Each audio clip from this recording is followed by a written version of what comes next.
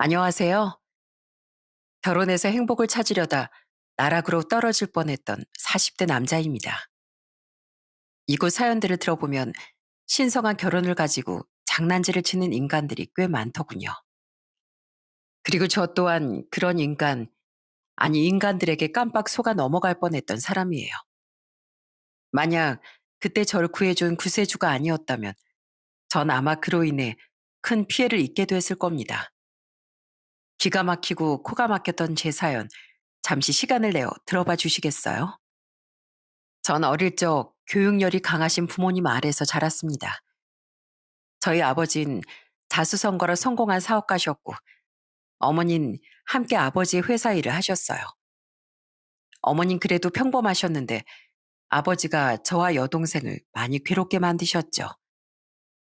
너 중간고사 성적이 왜 이래? 지난번보다 평균 2점이나 떨어졌잖아. 이래가지고 너 어떻게 성공할래? 당장 회초리 가져와. 아버진 제가 성적이 떨어지거나 농땡이를 피운다고 생각하면 어김없이 회초리를 들거나 화를 내셨어요. 놀지도 못하고 처박혀 있어야 했던 학원과 독서실, 제 방의 책상 앞이 저는 점점 끔찍해졌습니다. 심지어 전 평범했던 동생에 비해 성적도 늘 전교권 5손가락 안에 들던 상위권이었기에 아버진 절 가장 엄하게 휘어잡곤 하셨죠. 결국 중3의 어느 날 너무 괴로웠던 전 가출까지 감행하게 됐어요. 야, 엄마, 여기 내 자리야. 어린 것이 왜 벌써부터 이런 데 나와서 노수 그래? 저리 가. 추워 죽겠는데 애 어른이 어딨어? 그때 절 찾아 헤맸던 부모님의 손에 끌려오기 전까지 전 정말 많이 고생했습니다. 폐를 끼치고 싶지 않아 친구들의 집에도 안 갔던 전 한강에서 노숙을 사흘이나 했었거든요.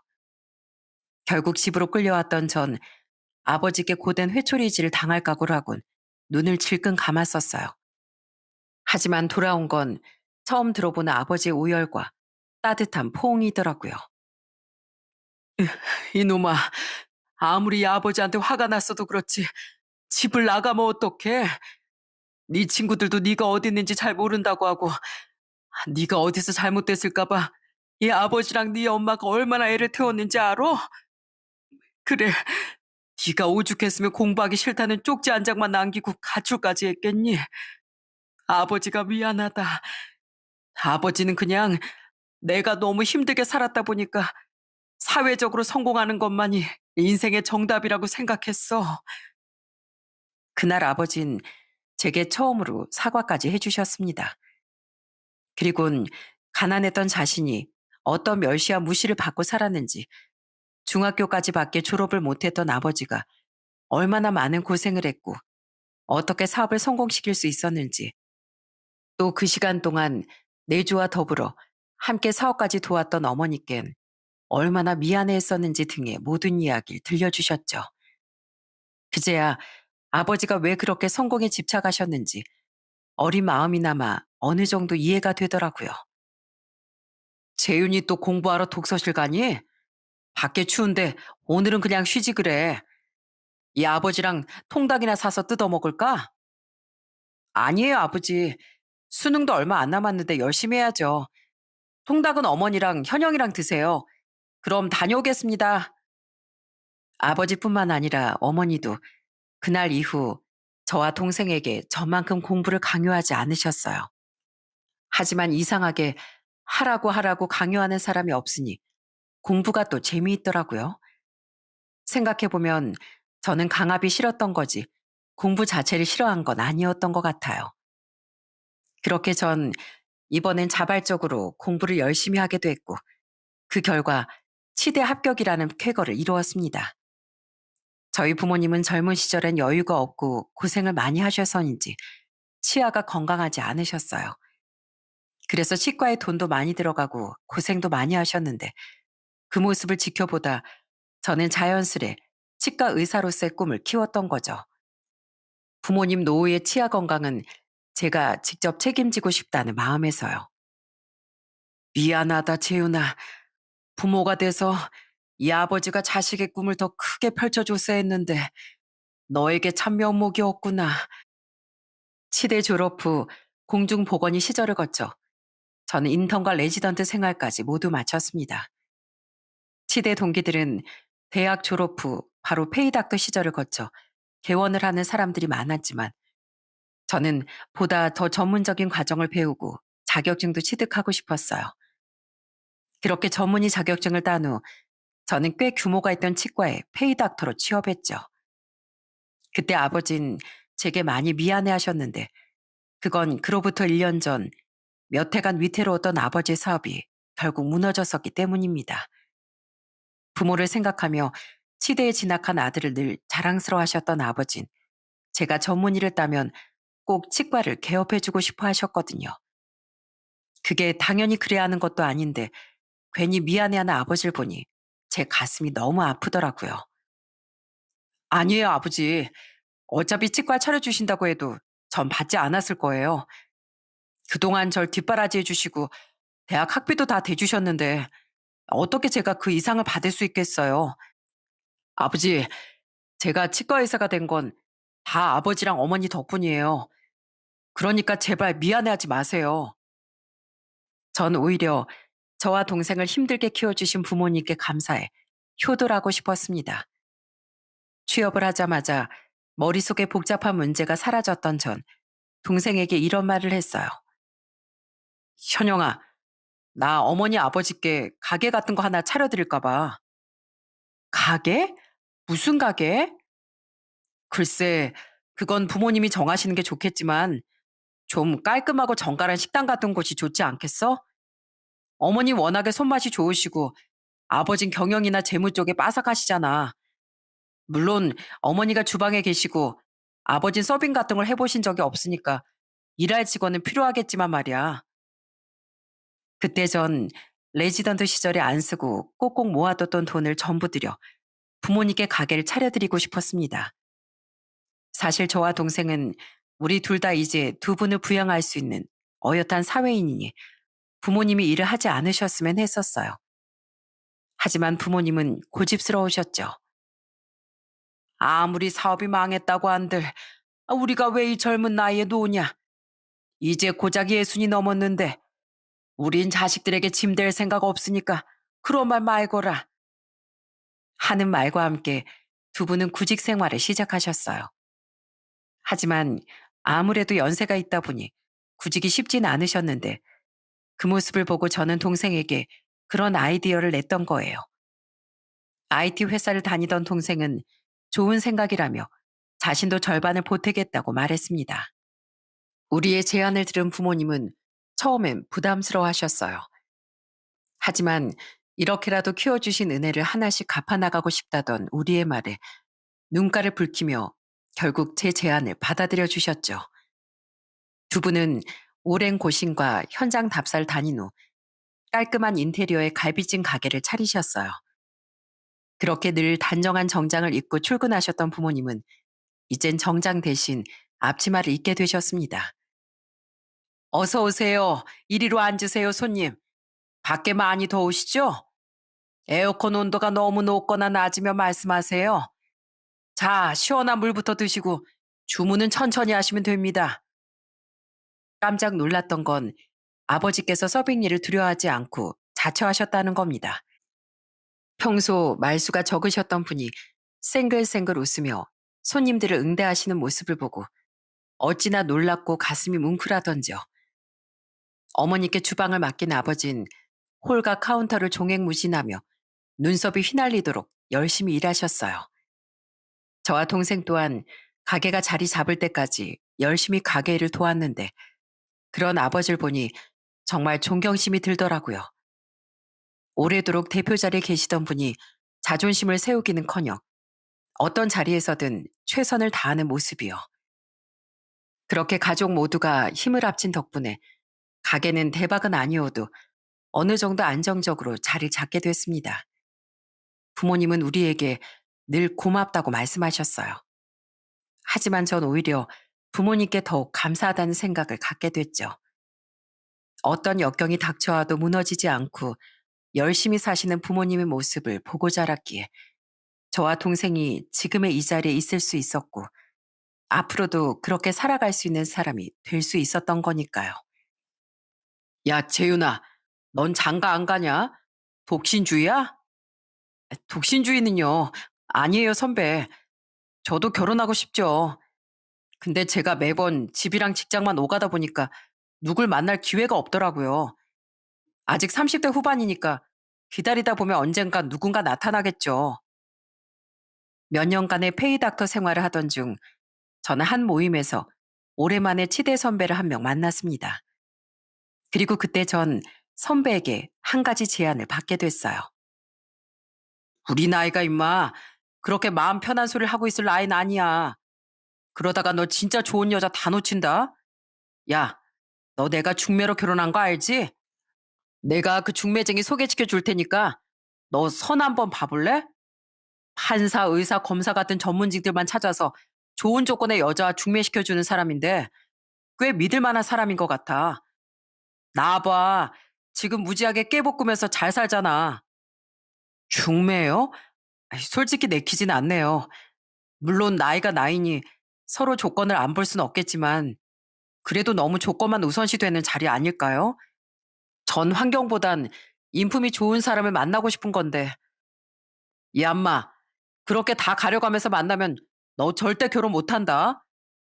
나가봐서 아닌 것 같으면 안 만나면 그만이지. 그리고 나봐. 중매로 만나도 나처럼 사랑하면서 잘 사는 사람들도 수두룩해. 고민 끝에 전 선배의 제안을 받아들여 선자리에 나가게 됐습니다. 그리고 그곳에서 작은 사업체를 운영하는 집안의 장녀라는 2살 어린 여자를 만나게 됐죠. 자기 아버지 회사에서 일하고 있다던 그 여잔 자신의 일에 대한 자부심이 큰 사람이더군요. 예의상 물어본 일에 대한 질문에 그 여잔 아주 시시콜콜한 부분까지 설명해가며 열정을 보이더라고요. 아, 너무 자세히 설명해 주셔서 제가 선자리가 아니라 업무적인 미팅 자리에 나온 것 같네요. 물론 전 치과 의사라 업무적으로라도 이런 자리를 가질 일은 없겠지만은요. 아, 죄송해요. 제가 워낙 일밖에 모르고 살아서 일 얘기만 나오면 이렇게 신이 난다니까요. 제 얘긴 할 만큼 한 것 같으니까 이젠 재윤 씨 얘기 해볼까요? 재윤 씨는 왜 치과 의사가 되셨어요? 그 여잔 머쓱해있지만 자신의 아버지 회사여서가 아니라 그 일 자체에 열정을 가지고 있는 사람이구나 싶어 제 눈엔 오히려 멋있어 보였습니다. 전 어느 정도 호감이 갔던 그 여자의 질문에 제가 왜 치과 의사로서의 진로를 선택했는지 이야기해줬어요. 그리곤 집안 형편이 넉넉해 보이던 그 여자에게 솔직하게 저희 집 사정에 대해서도 설명했죠. 전 직업이 좀 좋다 뿐이지 집안 사정은 미영 씨의 집에 비하면 많이 기웁니다. 자리가 자리인 만큼 이런 얘기 먼저 드려야 한다고 생각했어요. 말해줘서 감사해요. 그런데 솔직히 저도 집안 배경이나 직업 같은 거에 연연하지 않는 사람이에요. 돈이야 자기 밥벌이를 직접 할 수 있는 정도면 되는 거고 중요한 건 성품 아니겠어요? 그때 그 여잔 전혀 개의치 않는다며 웃었습니다. 들어보니 그 여자 또한 좋은 조건의 남자를 찾았다기보단 자기 아버지 손에 떠밀려서 나온 자리라고 하더라고요. 제가 워낙 일에만 빠져 사니까 아빠가 절 걱정해서 중매쟁이한테 부탁을 하셨더라고요. 사실 전 조건만 보고 누구 만나고 하는 거 별로라고 생각하는 사람인데 아빠 부탁이니 그냥 나왔던 거죠. 그런데 이 자리에서 재윤 씨처럼 괜찮은 분을 만날 줄을 몰랐네요. 솔직히 저 인간적이고 솔직해 보이는 재윤 씨가 마음에 들거든요. 말투는 당차 보이면서도 웃는 모습은 수줍던 그 여자가 그땐 참 예쁘고 또한 멋져 보였습니다. 그렇게 우린 몇 번을 더 만난 후 진지한 인연을 시작하게 됐어요. 만나보니 여자친구는 집안 형편에 비해 씀씀이도 많이 검소하고 마음씨도 훨씬 착한 사람이더라고요. 오빠, 미안해. 번번이 회사 앞까지 오게 해서 자꾸 야근이 생겨가지고 말이야. 오래 기다렸어? 아니야, 괜찮아. 일하다 보면 늦을 수도 있지 뭐. 미영아, 이 청년이 요즘 네가 만나고 있다던 사람이야? 아, 맞다. 오빠 인사해. 여긴 우리 회사 대표님이자 존경하는 우리 아빠. 놀라게 할 생각은 아니었는데 미안해. 오빠 부담스러우니까 나중에 정식으로 인사시켜 준다고 해도 궁금하다면서 나 야근 끝날 때까지 옆에서 기다리신 거 있지? 퇴근도 안 하고. 아버님이시라고? 아, 안녕하십니까, 아버님. 김재훈이라고 합니다. 너무 얼어붙지 말게. 그냥 순전히 우리 딸이 만나는 사람이 어떤 사람인가 궁금해서 그런 거니 말이야. 저녁 먹으러 간다고 했지? 여기 근처에 일식 잘하는 집이 있는데 같이 가면 어떤가? 내가 한턱 쏘겠네. 아빠, 사람 불편하게 진짜 왜 그래? 오빠, 거절해도 돼. 그냥 우리끼리 밥 먹으러 가자. 아니야, 난 괜찮아. 좋습니다, 아버님. 그렇게 연애를 하며 저는 바쁜 여자친구를 데리러 여자친구 아버님의 회사 앞도 종종 찾아갔습니다. 그곳에서 뵙게 된 여자친구 아버님과 식사 자리를 갖게 되는 해프닝도 겪으며 우리 사이는 점점 두터워져 갔죠. 그렇게 1년가량의 연애 후 우린 결혼을 약속하게 됐어요. 자네가 결국 내 사이가 되는구먼. 반갑네. 우리 앞으로 한 가족으로서 잘 지내보세. 난 자네가 아주 마음에 들어. 나중에 우리 미영이랑 결혼한 뒤엔 내가 한 3층짜리로 번듯한 치과도 차려줌세. 아닙니다, 아버님. 아니, 장인어른. 남자가 됐으면 자기 손으로 자기 앞길 정도는 개척해 나갈 줄 알아야죠. 전 저희 아버지처럼 제 손으로 하나씩 뭐든 이뤄나가는 사람이 되고 싶습니다. 그렇다고 미영을 고생시키진 않을 테니 믿고 지켜봐 주십시오. 여보, 우리가 맞사일 정말 든든한 사람을 들이게 됐네요. 재윤군, 아니 김서방, 앞으로 우리 미영이 정말 잘 부탁하네. 우리 미영인 어릴 적에 몸이 유독 약해서 내가 정말 노심초사 애지중지하면서 키웠어. 그런 우리 딸을 자네처럼 좋은 남자에게 시집 보낼 수 있어서 정말 다행이야. 예비 처가의 첫 인사를 갔던 날의 분위긴 굉장히 화기애애했습니다. 치과를 차려주겠다던 예비 장인의 말을 거절한 절, 예비 장인 장모님은 오히려 기특하게 보며 좋아해 주셨어요. 디자인 업계에서 일하고 있다던 처제 또한 순하고 착한 사람이었죠. 아이고, 그냥 앉아 있어. 손님이 무슨 집안일을 거들려고 해. 그냥 접시 옮기는 것만이라도 하게 해주세요. 제가 오늘이야 손님이지만 앞으론 가족이 될 사이잖아요. 어머님, 저 이거 간 한번 봐도 돼요? 어, 너무 맛있어요. 이렇게 음식을 잘하시니까 가게가 잘 된 건가 봐요. 저 다음에 갈비찜 먹으러 놀러 가도 되죠? 이후 저희 집에 인사를 왔던 여자친구는 굉장히 살갑고 부침성 있는 모습으로 저희 가족에게 다가와 주었습니다. 게다가 언제 저희 부모님과 연락처를 교환한 건지 여자친구는 저도 없이 부모님의 가게에도 놀러도 갔더라고요. 사정이 있어 반차를 쓴 김에 들렀다면서요. 저희 부모님 가게에서 갈비찜을 얻어먹었다던 여자친구의 연락에 놀라서 달려간 전 부모님과 함께 가게 뒷정리를 하고 있던 여자친구의 모습을 보고 입을 떡 벌렸어요. 오빠 왔어?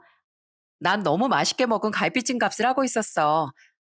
끝까지 돈을 안 받으시려고 하셔서 말이야. 근데 나 앞치마 완전 잘 어울리지? 예, 재윤아. 얼른 미영이 좀 말려봐라. 아무것도 하지 말고 그냥 돌아가래도 끝까지 저렇게 고집을 부리는구나. 아유, 애가 어쩜 저렇게 착하고 싹싹한지 원. 부모님은 여자친구에게 미안해하면서도 여자친구가 예뻐서 어쩔 줄을 모르셨어요. 시댁이라면 무작정 어렵고 불편하게 느끼는 사람도 있다던데 여자친구에게 얼마나 고마웠는지 모릅니다. 이후 우린 상견례도 화기애애하게 마친 뒤 비교적 빠른 몇 달 뒤로 결혼식 날짜를 잡았어요. 그리고 전 그동안 열심히 모아둔 돈에 대출을 약간 껴서 적당한 신혼집을 계약하기도 했죠. 잘 사는 예비 처가에서 왜 돈을 안 보태주냐고 가까운 지인이 묻기도 했지만 전 애초에 처가에서 준다고 한들 받을 생각이 없었어요. 제가 모아둔 돈만 해도 적지 않았고 자수성가하신 아버지 본받아 저도 제 힘으로 스스로 시작하고 싶었거든요. 여자친구도 그런 제 의견을 적극 존중해 주었고요. 그렇게 결혼식이 코앞으로 다가오며 이것저것 준비하던 와중 우린 축가를 불러줄 사람도 정하게 됐습니다. 축가는 제 지인 쪽에서 한 명, 여자친구 쪽에서 한 명씩 총 두 명이 불러주기로 했어요. 그때 제 축가는 여자친구도 이미 몇 번 봤던 친한 친구가 불러주기로 했는데 여자친구는 사촌 오빠에게 부탁을 했다고 하더라고요. 큰아빠는 외아들인데 나랑 어릴 적부터 유독 친했어. 저번에 오빠 결혼식 땐 내가 축가를 불러줬었거든. 그랬더니 이번엔 자기가 꼭 축가를 해주겠다고 하더라고. 그때 처음 사촌 오빠의 존재를 알게 된 저에게 얼마 뒤 여자친구는 그 사촌 오빠를 직접 소개시켜 주기도 했습니다. 안녕하세요. 미영이 사촌 오빠 윤충현입니다.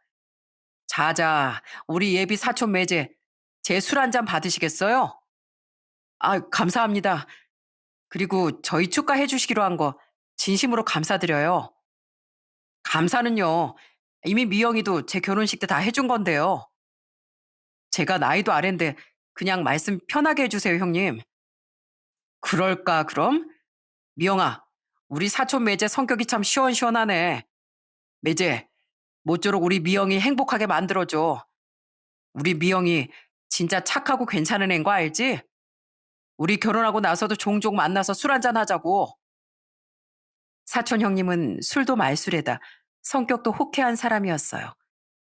덕분에 오랜만에 잘 마시지도 못하는 술을 진탕 마시긴 했지만 좋은 사람이라는 생각이 들더라고요. 그리고 시간이 흘러 대망의 결혼식 날이 됐어요. 저는 장인 장모와 마주보고 서서 저희 부모님 옆에서 열심히 하객들을 맞았죠. 사촌 매제 결혼 축하해. 미안한데 우리 집사람은 오늘 일이 있어서 못 왔어. 대신 내가 축가 아주 열심히 불러줄게. 감사합니다, 형님. 어? 충현이랑 김서방 이미 서로 아는 사이가 됐어? 아, 네, 작은아버지. 저번에 만나서 이미 술 한잔 했었어요. 작은아버지 못 본 새 머리가 많이 벗겨지셨네요. 이놈의 자식이 작은아버지를 놀려?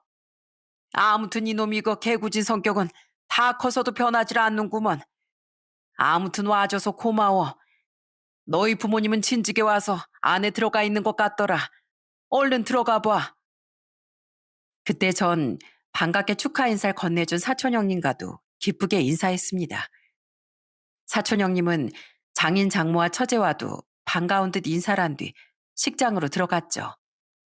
결혼식이 시작된 후 들어보니 사촌 형님은 노래를 굉장히 잘하더군요. 그 감동스러운 노래가 끝난 뒤 형님은 이런 덕담까지 건네줬어요. 두 사람의 행복한 앞날을 누구보다 앞장서서 응원해줄게. 결혼 축하해. 정말 모두의 얼굴에 웃음만 가득했던 시간이었습니다. 그렇게 결혼식이 끝나고 하객들과 사진까지 다 찍은 뒤 저와 아내는 옷을 갈아입었어요. 그리고 연회장에 가서 인사도 하고 간단하게 식사도 했죠. 이후 대부분의 어른들이 먼저 돌아가신 뒤 저는 아내와 뒷정리를 하고 장소를 이동하려고 했습니다. 우린 30명 정도 되는 가까운 친구들과 젊은 지인들만 모아 근처 술집에서 피로연을 할 예정이었거든요. 여보. 뭐? 여보? 우와, 괜히 듣기 너무 좋은데? 우린 이제 부부니까. 아무튼 나 친구들이 불러서 잠깐 얘기 좀 하고 올게. 피로연장으로 출발하기 전 아내는 잠시 친구들과 이야기를 하겠다며 저와 떨어졌습니다. 그런데 그때 뒤쪽에서 누군가 저를 은밀하게 부르더군요. 김재윤 씨, 잠깐 드릴 말이 있으니 저 좀 따라오시겠어요? 네? 어, 누구신데 갑자기 절 끌고 가세요? 이거 놓으세요. 제발 절 믿고 잠시만 와주세요. 제 얘기를 들으시면 절대 후회하지 않으실 겁니다.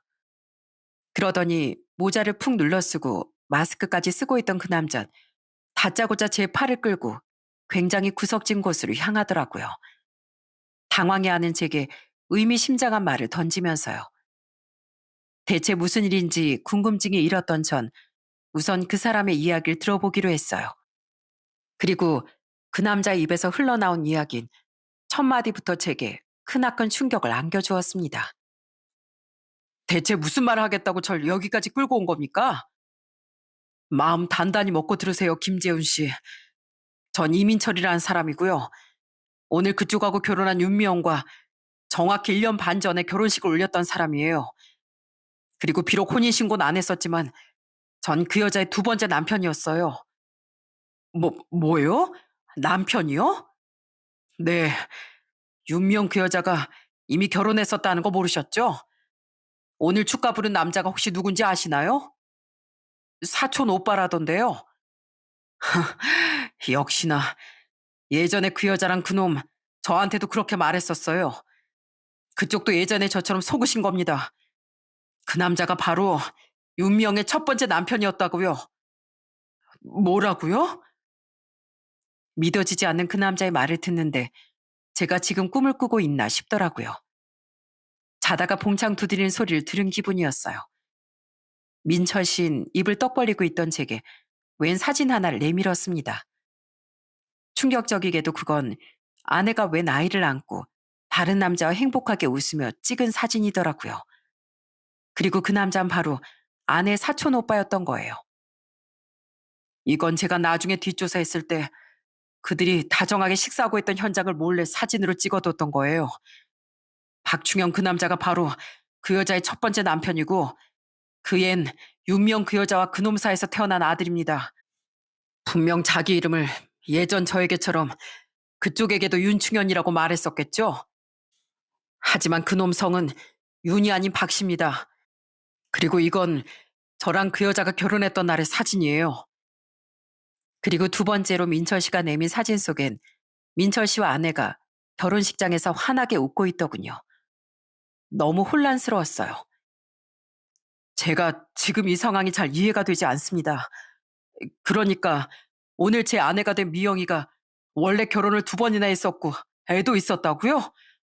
그리고 그 첫 번째 남편이 그 사촌 오빠였다고요? 이게 말이 됩니까? 분명 결혼식장에서 봤을 때 처가 식구들은 그 남자를 친척처럼 대하고 인사했었어요.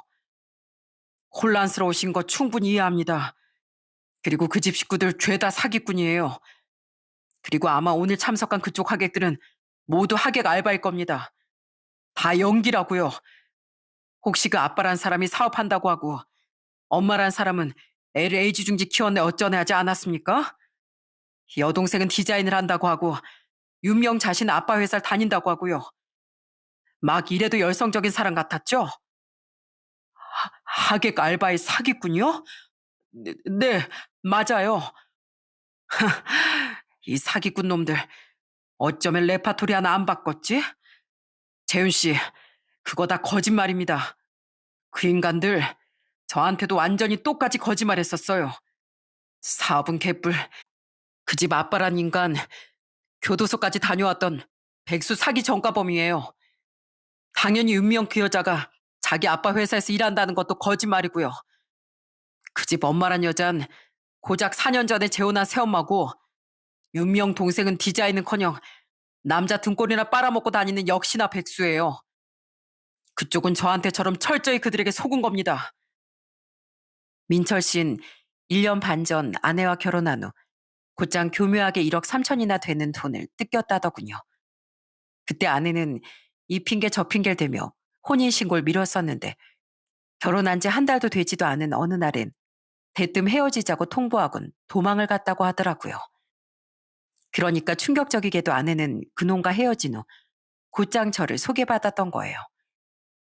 날벼락을 맞은 민철 씨는 그때 사라진 아내를 수소문하며 뒷조사까지 하다 이 모든 진실을 알게 됐던 겁니다. 그 전 남편이란 사람하고 윤명은 빚 때문에 이혼을 했었더군요. 뭐 사업을 망했는지 주식을 했는지 모르겠지만 이혼 당시 그놈은 쫄딱 망해서 빚더미에 앉아 있었대요. 그래서 서로 치고받고 싸우기까지 하다 이혼을 선택했는데 이혼하고 나서 다시 눈이 맞았던 모양이더라고요. 근데 왜 다른 남자랑 결혼을 했답니까? 그게 기가 막힌 겁니다. 더 자세히 조사해보니까 다 돈 때문이더라고요. 아직 혼인신고를 다시 그놈이랑 안 했으니까 위장 결혼해서 돈 뜯어내려고 다른 남자를 물색하고 다녔던 거예요. 그 무서운 여자가. 그놈은 자기 애까지 난 그 여자가 그러고 다니는 걸 말리긴커녕 좋다고 지켜보면서 그 여자가 보내온 돈으로 빚을 갚았던 거고요. 모든 걸 알고 제가 얼마나 기가 막혔는지 아십니까? 저뿐 아니라 저희 집 식구들 모두가 발칵 뒤집어졌었어요. 민철 씨는 이후 겨우 찾아낸 아내에게 소송을 걸어 돈이라도 되찾으려고 했었다더군요. 그때 법원은 민철 씨의 손을 들어줬었는데 민철 씨는 여태 돈을 받아내지 못했다고 하더군요. 아내의 수중엔 돈과 재산이 한 푼도 남아있지 않아서요. 아마 돈이 없는 게 아니라 어디 잘 숨겨둔 것 같은데 제가 찾지 못하는 것 같아요. 전 그 뒤로 어떻게든 돈을 찾으려고 계속 그 여자 뒤를 쫓아다녔습니다. 하지만 그 여잔 끝까지 돈이 없는데 어떻게 갚냐면서 배째라는 식으로 나오더라고요. 그렇게 윤명을 쫓아다니다가 우연히 오늘 결혼식 하는 걸 제보받게 되어 제가 이렇게 찾아온 겁니다. 제게 처절한 사정을 털어놓은 그 남잔 이내 굵은 눈물방울을 뚝뚝 떨구기 시작했어요. 제 말은 한치의 거짓도 없는 사실이에요. 그리고 저 같은 피해자가 또 생기지 않았으면 하는 마음에 전 오늘 여길 왔던 거예요. 그때 일로 전 돈도 잃고 가족의 마음에 큰 상처도 남겼습니다. 그러니 재윤 씨는 여기서 더 큰 피해를 입기 전에 얼른 도망가세요. 그 모습을 보는데 분노가 끓어오르더군요. 저도 이 사람이 아니었다면 이후 그 여자에게 크게 뒤통수를 맞았을 거 아닙니까? 어떻게 사람이 일륜지 대사라는 결혼을 이용해 다른 사람의 가슴에 상처를 주고 그런 비열한 짓을 할 수 있단 말인가요? 저는 동정심이 들어 우선 울고 있는 민철 씨를 일으켜 세워 위로해 줬어요. 얼마나 힘드셨습니까? 그런 와중에 절 생각해서 이렇게 와주셔서 진심으로 감사드립니다. 민철 씨, 괜찮으시면 저와 그 여자에게 개망신이라도 주러 가시죠. 아주 혼쭐을 내주자고요. 그렇게 민철 씨와 이야기를 마치고 난 뒤 보니 아내는 이미 친구들과 먼저 피로 현장으로 넘어가 있겠다는 연락을 제게 남겨놓고 떠난 뒤더군요. 친구는 무슨 분명 그들도 하객 알바였을 것이 분명한데요. 저는 아내의 문자를 본 후 민철 씨와 함께 피로 현장으로 향했습니다. 재윤이 왔냐? 여보, 어디 갔었어? 당신 한참 기다리다가 나 그냥 친구들이랑 여기 먼저 왔잖아. 야, 재수 씨, 벌써 여보라니 아주 꿀이 뚝뚝 떨어지네요. 부럽습니다. 먼저 그곳으로 와 있던 친구들은 시끌벅적하게 맥주를 마시고 있더군요. 그 가운데서 가증스럽게도 아내는 세상 조신한 표정을 지으며 절 맞아주더라고요. 그래? 미안해. 그리고 기다리게 한 만큼 내가 깜짝 놀랄 만한 서프라이즈를 보여줄게. 뭐? 어머, 여보 뭐 준비했어? 아이 참, 나 사람들 많은 데서 이벤트 하는 거 별론데. 그래도 기대할게. 저는 그런 아내에게 억지 웃음을 지어준 뒤 앞으로 나가 마이크를 잡았습니다. 흥겨운 분위기를 조성하고자 전 일부러 마이크와 노래방 기계가 있는 곳으로 피로연을 예약했었거든요. 마이크를 잡고 사람들 앞에 선 전 크게 심호흡을 한 뒤 이야기를 시작했어요. 우선 먼 길 와주셔서 감사드립니다. 모두가 축하해 주신 것처럼 전 앞으로 아내와 다복하고 행복하게 살고 싶어요. 야, 재윤아, 축하한다. 사람들은 그런 제게 응원의 말을 보내기도 하고 뒷말이 뭐가 이어지려나 싶어 집중하기도 하더군요. 그 와중에 아내는 아직 분위기 파악을 못하고 반짝거리는 눈으로 절 보고 있더라고요. 저는 그 기대에 부응하고자 즉시 본론을 꺼냈습니다. 아니, 그러고 싶었습니다. 그런데 안타깝게도 그러지 못할 것 같아요. 결혼을 축하해 주신 분들께는 죄송하지만 전 이 자리에서 굉장히 짧았던 이 결혼을 마무리 지으려고 합니다. 여러분이 주신 축의금은 모두 돌려드리겠습니다. 애초부터 이 결혼은 무효입니다. 왜냐하면 조금 전 제가 알게 된 윤미영 이 여자의 실체는 모든 게 거짓으로 점철된 사기꾼이었기 때문이에요. 여보, 아니 오빠, 그게 무슨 말이야. 아무리 이벤트여도 장난이 너무 심하잖아. 장난? 뭐가 장난이야? 사업을 한다던 네 아빠가 사실은 사업은커녕 백수 사기 전과범이었다는 거? 그것도 아니면 어릴 적부터 널 그렇게 애지중지 키웠다던 네 엄마가 고작 몇 년 전에 만난 새엄마였다는 거? 너희 집안 순 가족 사기단이잖아. 너도 애초에 네 아빠 회사를 다니긴커녕 사기 결혼으로 남자 돈 뜯어내는 꽃뱀이었다며? 뭐? 꽃뱀? 그래, 꽃뱀. 너 원래 결혼하고 애까지 있었다며. 그리고 빚 때문에 이혼한 뒤에도 그놈이랑 계속 만났었다며. 여러분, 이 여자가 얼마나 무서운 여잔지 아십니까? 이 여자 자기 전 남편이랑 계속 만나고 있었음에도 불구하고 다른 남자랑 위장 결혼해서 돈을 뜯어냈던 꽃뱀입니다.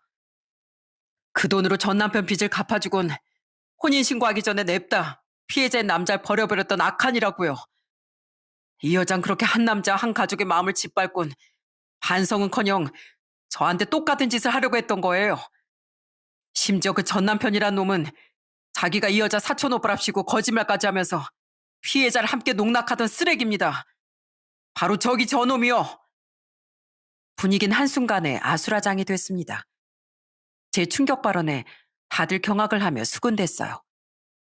그 여자의 얼굴은 새하얗게 질려 있었죠. 저는 그 와중에 뒷자리에 앉아있다 슬금슬금 도망가려던 아내 전 남편을 손가락으로 가리키며 소리쳤습니다. 그리고 일제히 고개를 돌려 그놈을 목격한 제 친구들은 냅다 달려가 도망가지 못하도록 그놈을 끌고 오더라고요. 그 모습을 본 아내는 세댄 소리를 지르며 말했어요. 그만두세요. 그 사람 진짜 제 사촌 오빠라고요. 오빠, 지금 이게 뭐 하는 짓이야? 대체 누구한테 무슨 말을 듣고 이러는 건지 모르겠는데 나한테 사실 확인부터 했어야지. 오빠 지금 다른 사람 거짓말만 듣고 나한테 실수하는 거야. 거짓말? 나한테 너랑 저놈이랑 네 애랑 같이 찍은 사진, 그리고 고작 1년 반 전에 네가 다른 남자랑 결혼식 올렸던 사진들이 다 있는데 거짓말이라고? 너 진짜 끝까지 뻔뻔하구나. 저는 사람들을 향해 민철 씨가 줬던 사진을 펼쳐 보였습니다. 뒷사람들에겐 보이지 않았겠지만 사진을 본 앞사람들은 전부 탄식과 경악을 숨기지 못했죠. 전 이제 얼굴이 거의 보랏빛이 된 그 여자에게 또 다른 증거도 있다고 소리쳤어요. 또 다른 증거? 그게 뭔데? 나야 윤명. 잠시나마 네 두 번째 남편이었던 이민철. 오랜만이다. 그런 제 말과 동시에 등장한 건 뒤쪽에서 얼굴을 숨기고 있었던 민철 씨였어요. 제 옆으로 다가오며 모자와 마스크를 벗은 민철 씨를 보고 그 여잔 이제 바들바들 떨기 시작하더군요. 민철 씨는 그 여자를 노려보며 제게 건네받은 마이크에 대고 말했어요. 여러분, 안녕하십니까? 제가 바로 김재훈 씨랑 똑같은 수법으로 저 여자에게 당해서 거액을 뜯겼던 남자입니다. 재훈 씨 말 전부 사실이에요. 저 여잔 저한테 1억 3천만 원이나 되는 돈을 뜯어내고 도망친 뒤에 곧장 재훈 씨란 치과 의사를 찾아내서 또 사기를 치려고 했던 거예요. 이 여자 저랑 결혼식 올린 지 1년 반밖에 안 됐었다고요. 야 윤미영, 너 나한테 돈 언제 갚을 거야? 어? 당장 내 돈 갚어. 네가 아무리 돈 없다고 발 빼며 봐라. 내가 포기하나. 이 악마 같은 여자야. 이렇게 엄한 다른 피해자 만들어낼 시간에 노동이라도 해서 내 돈 갚으란 말이야. 이민철 너, 네가 다 폭로한 거야? 그럼 그런 짓을 저질러 놓고 네가 무사히 결혼할 수 있을 줄 알았냐? 이 사기꾼아. 와, 저 여자 진짜 대박이다. 어떻게 전 남편 빚을 갚아준다고 다른 남자들한테 사기치고 다닐 생각을 할 수가 있어? 그걸로 빚만 갚았겠어? 자기도 사치하고 다녔겠지. 세상에 요즘 믿을 사람 없다더니 내가 더 무섭다. 내 말이 저런 여자는 아주 천벌 받아야 돼. 저 여자뿐 아니라 사촌 오빠 행세하면서 축가까지 부른 그놈 있지?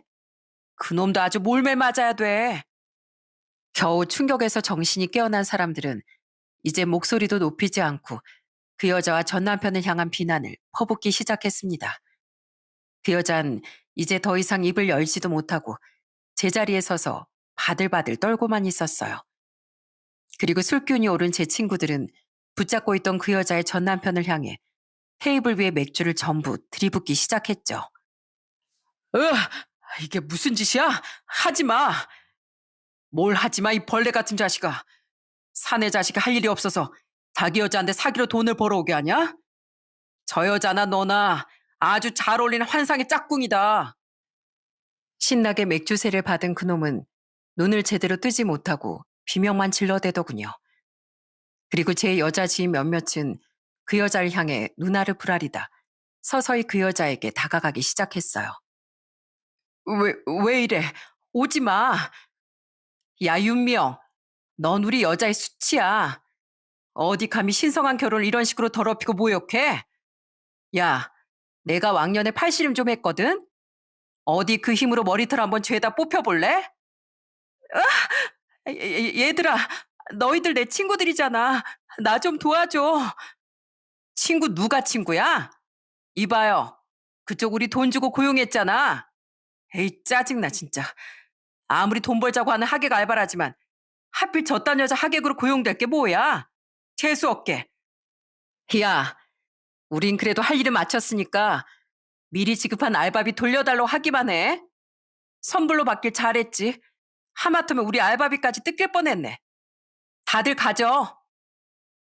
겁에 질린 그 여자에게 제 지인들은 으름장을 놨습니다. 그러자 그 여잔 한심하게도 자신이 고용한 하객 알바들을 부르더라고요. 하지만 정신이 제대로 박힌 사람이면 그 상황에서 누가 그 여자 편을 들어주겠습니까? 황당해하며 그 광경을 지켜만 보던 그들은 그 여자에게 욕짓거리를 퍼부은 뒤 모두 돌아가 버렸어요. 전 어쩔 줄 몰라 하는 그 여자에게 다가가며 이를 갈았죠. 야, 윤미영. 내가 살면서 별의별 인간을 다 만나봤지만 너랑 저놈처럼 쓰레기 냄새가 풀풀 나는 인간들은 처음 본다. 인생 왜 그렇게 사냐? 나 같으면 창피해서 고개 들고 밖에 싸돌아다니지도 못하겠다. 경고하는데 오물 냄새 나니까 너도 저놈도 밖에 얼굴 들고 다니지 마라. 알았어? 피로 연장의 분위기가 워낙 험악했기에 그 여잔 제 말에 반박도 못하고 벌벌 떨기만 하더라고요. 그리고 잠시 뒤 그 여자와 전 남편은 눈치를 보다 냅다 손잡고 주랭랑을 쳐버리더군요.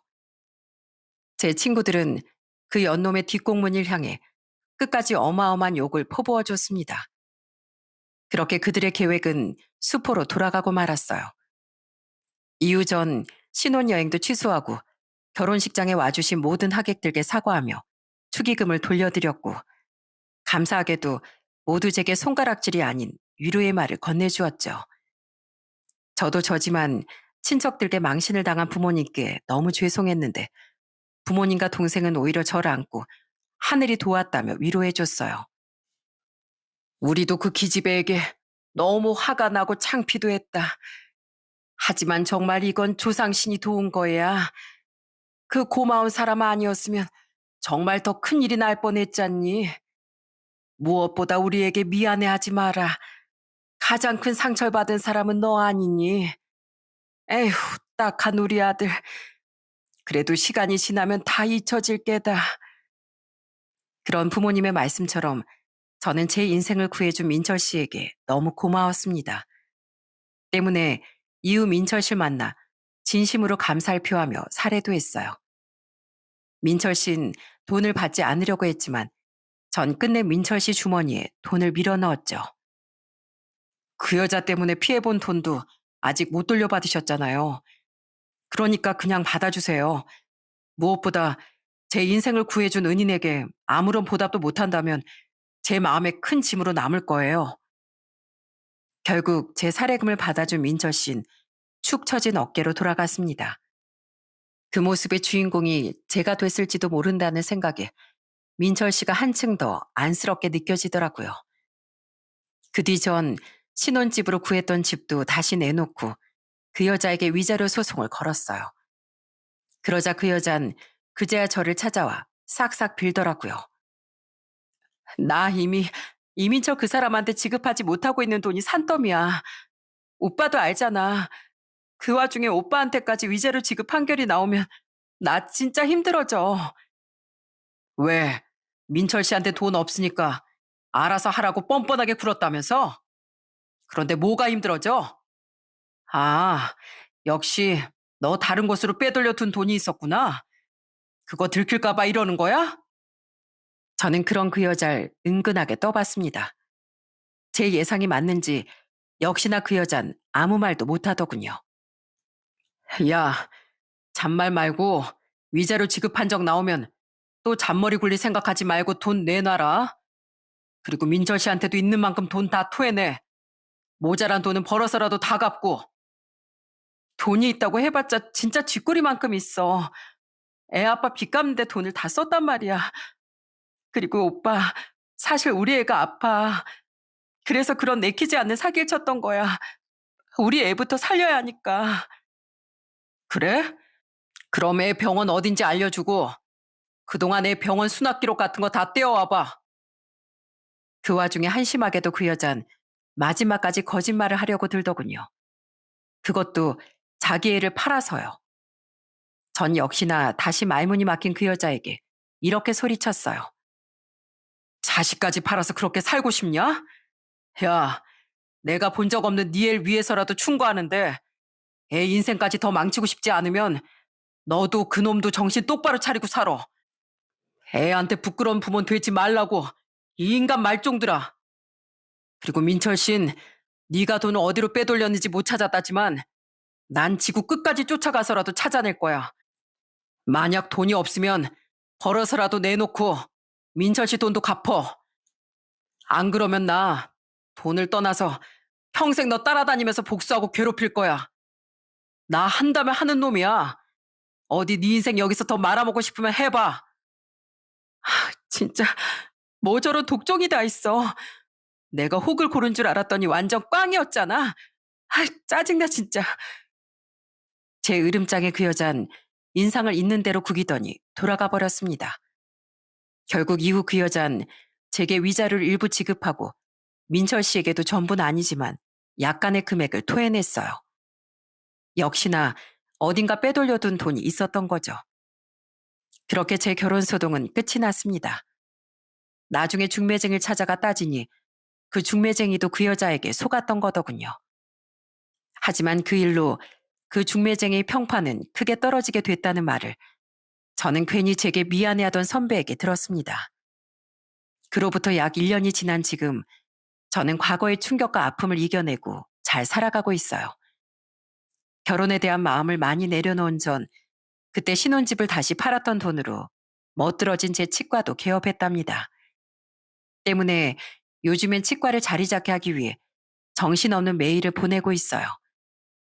부모님과 동생은 그런 제가 혹시 아직도 상처에서 벗어나지 못했을까봐 걱정하지만 전 이젠 정말 괜찮습니다. 이것도 다 제 인생 경험이라고 생각하기로 했거든요.